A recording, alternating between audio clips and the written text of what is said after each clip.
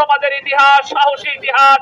এদেশের ছাত্র সমাজ যখন রাজপথে নেমেছে, এদেশের ছাত্র সমাজ যখন যেখানে ভূমিকা রেখেছে, বিজয় না হওয়া পর্যন্ত তারা কখনো করে ফিরে যায় নাই।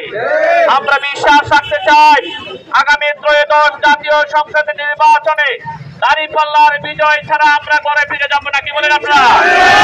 ইনশাআল্লাহ আমরা দাঁড়িপাল্লার বিজয় ছাড়া ঘরে ফিরে যাব না।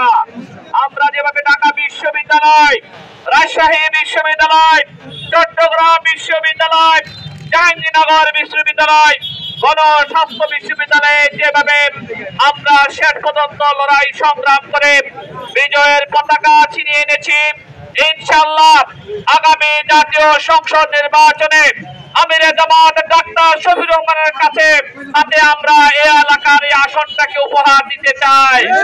আজকের পর থেকে পাড়া মহল্লায় প্রত্যেকটা মানুষের কাছে কাছে আমরা ইসলামের সুমহানের আওয়াজ আমরা পৌঁছে দেব, আমরা দাঁড়িপাল্লার দাওয়াত পৌঁছে দেব, আমরা ইনসাফের দাওয়াত পৌঁছে দেব এবং ছাত্র সমাজের কাছে আমরা আহ্বান পৌঁছে দেব যারা মাদকের নামে মাধ্যমে আমাদের তরুণ সমাজকে ধ্বংস করার জন্য পায়তারা করে, আগামী নির্বাচনে তাদেরকে না বলতে হবে।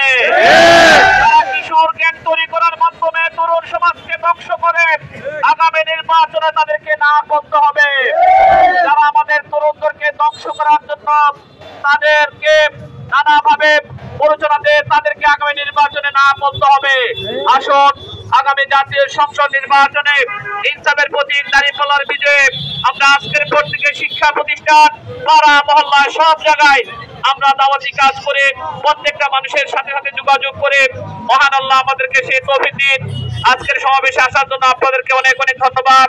ফি আমানিল্লাহ। আসসালামু আলাইকুম ওয়া রাহমাতুল্লাহ।